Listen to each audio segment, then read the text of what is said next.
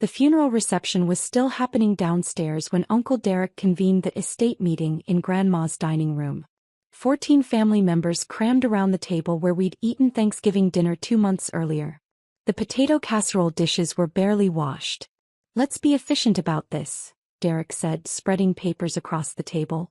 "Mom's assets need to be inventoried and distributed per her will. Everything divided equally among her 4 children. I was there because Mom, Derek's sister, had asked me to attend. Just to observe," she'd said.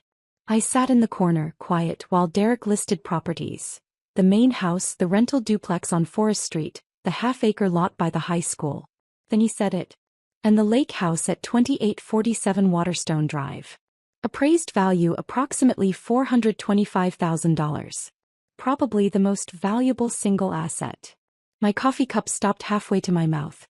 My cousin Jennifer spoke first. "I want the lake house. I've got 3 kids, they'd actually use it." "We've been going there for family reunions," Cousin Mark countered. "It should stay in the family, not go to just one person." "We could sell it and split the proceeds," Aunt Patricia suggested. 4 ways. Over $100,000 each. I set my cup down carefully. "That's my house." The room went silent. Then Derek laughed. "Honey, no. That's Grandma's lake house. Has been for 40 years. It was Grandma's lake house. I bought it from her 6 years ago. It's mine." You could have heard a pin drop. Then everyone started talking at once. "That's impossible. Grandma would never sell. We have family memories there."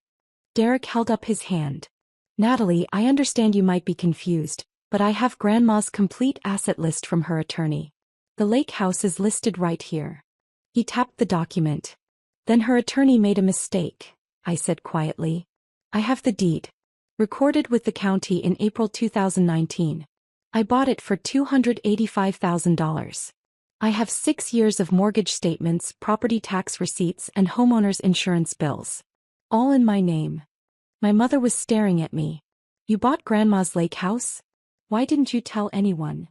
"Because of this," I said, gesturing at the table. "Because I knew what would happen." Uncle Derek's face had gone red. "This is ridiculous. We're talking about family property." "No," I interrupted. "We're talking about MY property that you just tried to add to an estate inventory without even checking the deed. The thing is, I'd known this would happen eventually. Not the specifics, but the shape of it. 6 years ago Grandma had called me.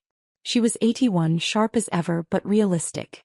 'I need to downsize,' she'd said. 'The lake house is too much. Your uncles want me to keep it for family purposes, but I pay $8,000 a year in taxes and insurance on a place I visit twice a summer. It's not practical. What do you want to do? Sell it. But if I sell it on the open market, your Uncle Derek will lose his mind. He thinks it's his retirement plan somehow. So I want to offer it to you first. Below market value. You pay me what I need to be comfortable, I avoid the family drama, you get a property you actually visit.' I'd scraped together the down payment. Got a mortgage for the rest. We'd handled everything through attorneys, kept it quiet, changed nothing about how the family used it. Grandma still had her key. Family reunions continued. I just stopped mentioning that I was paying the mortgage, the taxes, the insurance, the repairs. For 6 years I'd maintained the house while they'd assumed it was still Grandma's. When the dock needed replacing last summer, $12,000, I'd paid it. When the roof was damaged in a storm, $8,500, I'd handled it. When the septic system failed, $15,000, I'd covered it. They'd used it for their vacations, their fishing trips, their anniversary weekends. Never asked who paid the utilities. Never wondered about the upkeep. Derek was still sputtering. Even if this is true, which I doubt, that property has been in our family for decades. Grandma shouldn't have sold it to you privately. That's not fair to everyone else. She could sell her property to whoever she wanted, I said. I paid fair market value. Everything was legal. And I've been maintaining it at my own expense while you all have been using it for free. Using it for free? Jennifer's voice pitched high. It's a family house. It's my house that I've generously allowed family to use. Aunt Patricia leaned forward. Natalie, be reasonable. Your grandmother clearly intended for that property to benefit everyone. Just because you took advantage of her when she was elderly. I took advantage? My voice stayed level but something sharp entered it. I bought a property she wanted to sell. I've paid every expense for 6 years. I've never charged any of you rent for the weeks you've stayed there. And now you're trying to liquidate my asset as part of an estate that doesn't include it. My mother finally spoke. Natalie, honey, maybe we should all calm down and look at this reasonably. The family memories in that house are still there, I finished. I haven't changed anything. Haven't kicked anyone out. Haven't sold it. I just own it. Legally. Completely. And it's not part of this estate. Derek stood up. We'll see about that. I'm calling Grandma's attorney right now. Good, I said. Ask him to pull the deed from the county records.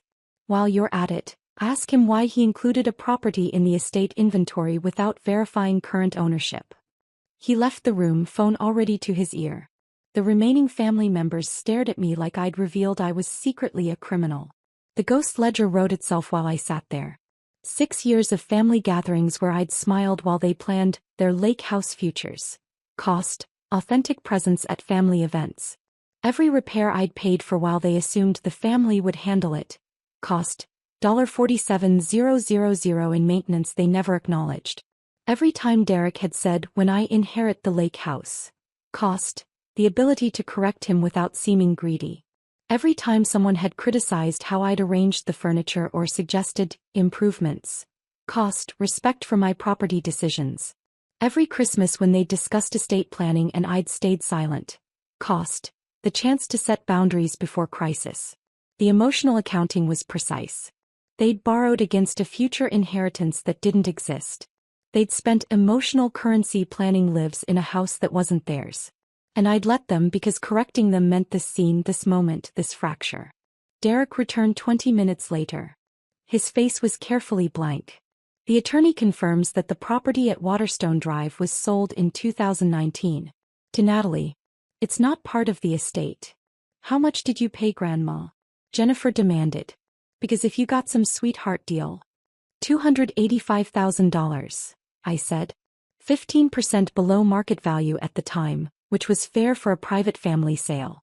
Current market value is about $425,000, which means I've built $140,000 in equity through normal appreciation and the improvements I've paid for. This is unbelievable, Mark said. You've been lying to us for 6 years. I haven't lied about anything. Nobody ever asked who owned it. You all assumed. Aunt Patricia's voice went cold. I think it's clear what needs to happen. Natalie, the right thing to do is to put that property into the estate. Honor your grandmother's memory. Honor this family. The right thing, I repeated slowly, would have been for any of you to ask me about property ownership before adding my house to your distribution plans. The right thing would have been to verify the estate inventory before this meeting. The right thing would have been to not assume you had rights to something you never bothered to confirm. So that's it. Jennifer's voice cracked. You're just going to keep it? What about family traditions? What about the kids? The kids are welcome to visit. You're all welcome to visit. Same as before. The only thing that's changed is now you know who's been paying for the privilege. Derek tried one more angle. We could contest this. Undue influence. Grandma was elderly. Grandma was 81, completely mentally competent, represented by her own attorney, and made a sound financial decision to sell a property she no longer needed, I said. I have the cognitive assessment from her doctor dated 2 weeks before the sale. I have emails showing she initiated the conversation. I have the attorney's notes confirming she understood every aspect of the transaction. Contest it if you want. Waste your inheritance on legal fees. The deed will still say my name. The probate process moved forward without the lake house. The actual estate, worth about $380,000 after debts, was divided 4 ways. My mother received $95,000. So did Derek, Patricia, and Robert. What they didn't receive was the lake house they'd been mentally spending for years. Derek stopped speaking to me entirely. Patricia sent a long email about betrayal and family values. Jennifer unfriended me on social media. Mark took a more practical approach and simply asked if he could still book the house for his anniversary. I said yes. 6 months after probate closed, I refinanced the lake house. Better rate, lower payment. The bank appraiser valued it at $438,000. The equity was now $153,000. All mine. I changed exactly one thing about the property. I installed a small plaque by the front door. Waterstone House. Private property. Established 2019. Last weekend I was there alone. Sat on the dock at sunset with a glass of wine. No family reunion. No cousins' kids running through. No Uncle Derek calculating theoretical futures. Just me, the water, and the quiet satisfaction of ownership. They'd wanted the lake house as inheritance. Something given, something owed, something cosmically theirs by virtue of being family. Instead, they got a lesson in property law and the difference between assumption and reality. I built something they thought they'd receive. They planned around something they never had. And when the probate court discovered the truth, their inheritance dispute turned into their education on the very simple principle that wanting something doesn't make it yours. The lake is still there. The house is still there. The memories are still there. But the deed has my name on it. And that's the only line that matters.